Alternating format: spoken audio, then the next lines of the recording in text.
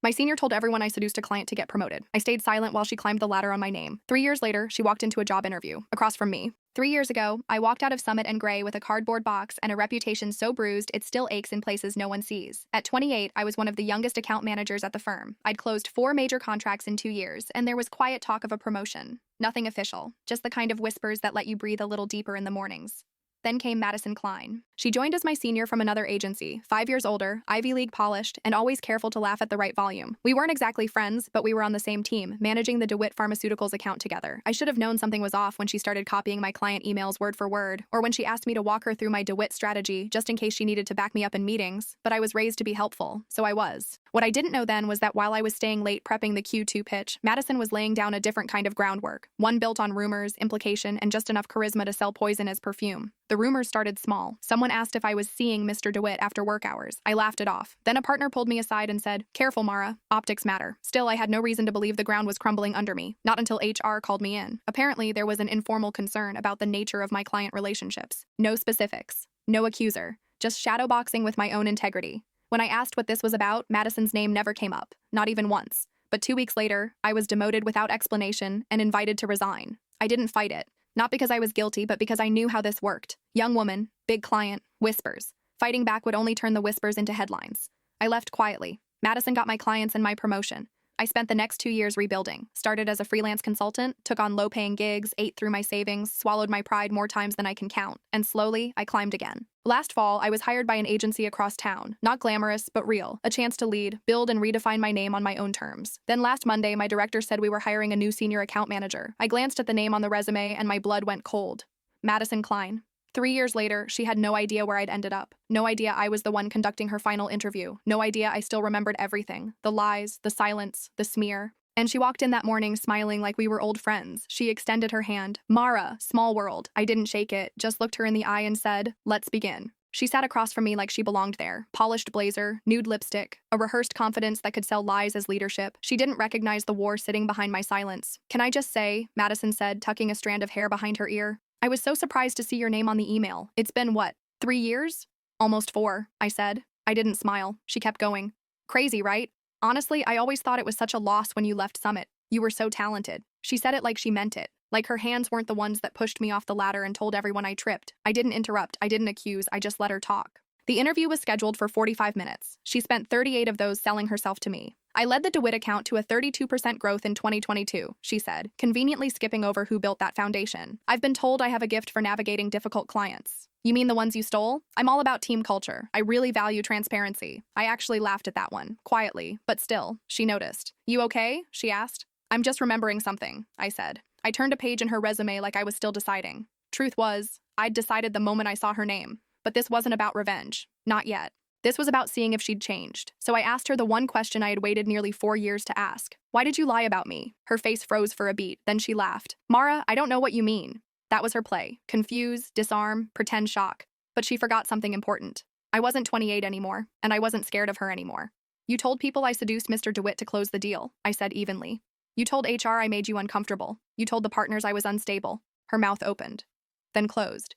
"You built your promotion on my reputation," I said. "And you didn't just let me take the fall. You lit the match." She stared at me. No charm left, just calculation. Then, she smiled. The cold kind. "You can't prove any of that," she said. And that's when I knew. She didn't regret it. She thought she'd won. I closed her resume. "You're right," I said. "I don't need to prove it." And I stood.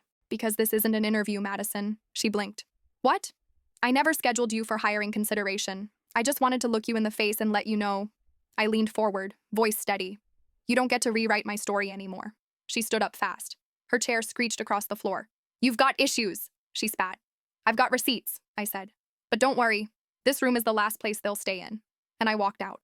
I didn't need to scream. I didn't need to smear her name. All I needed was to make her feel exactly what she made me feel, powerless. And I was just getting started. I went home and opened the folder I swore I'd never open again. I used to call it my paranoia file. Now I call it evidence. Screenshots, emails, voice memos. Back then, I kept everything out of fear. Now I keep it because sometimes the truth takes time to grow teeth. I wasn't planning a public spectacle. Not yet. First, I sent a short, polite message to HR at my old firm, Summit Consulting. Just a heads up that Madison Greene had applied to a new firm and claimed she had no history of formal complaints, which was strange. Because I was the formal complaint. Filed, ignored, closed with inconclusive findings after I walked away. I forwarded a few light documents to jog their memory. No reply yet. Expected. Then I did what Madison never imagined I'd do. I called Mr. DeWitt. He picked up like I'd just left the firm yesterday. Warm, grateful, curious why I'd never come back. After some small talk, I asked, "Did you ever hear what they said about us?" He was silent for a beat. Then, "I did. Madison told me it was coming from you, that you were unwell. That's why I stopped reaching out." I exhaled. "None of it was true," I said. "You know that, right?" "I do now." He offered to make a statement if needed. I told him to sit tight, because I wasn't just going to clear my name. I was going to bury the version of me she'd invented.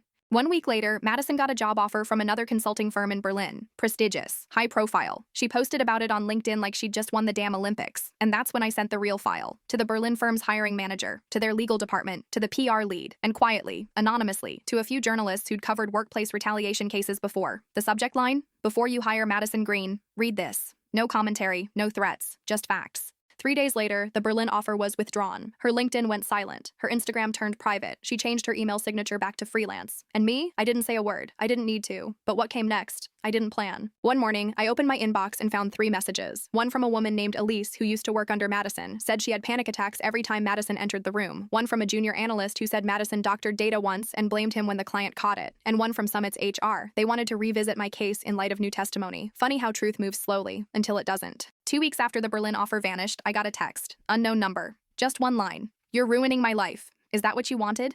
I didn't reply, because I knew Madison wouldn't stop there. When you build your identity on control, exposure feels like death, and Madison wasn't going to die quietly. First came the email to our old team group chat. Subject, setting the record straight. It read like a hostage note dressed in professionalism.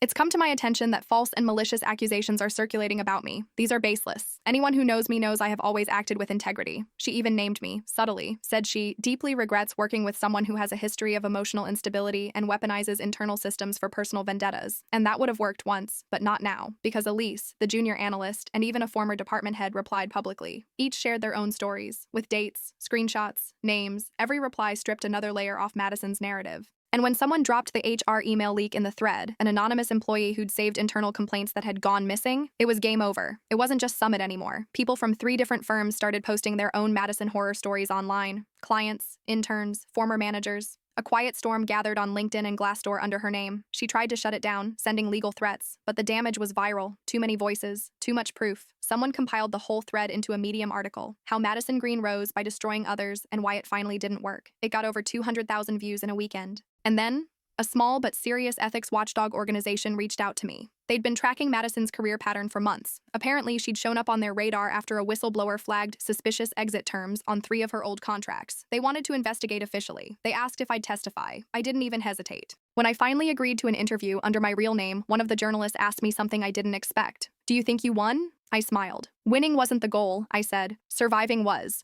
The truth just came along for the ride." 6 months later, Summit quietly announced a new workplace integrity initiative. They offered me a consulting role to help shape it. I declined, not out of bitterness, because I didn't need to return to where it all broke. I was too busy building something better, for myself, and for anyone who's ever been buried alive under someone else's version of the truth.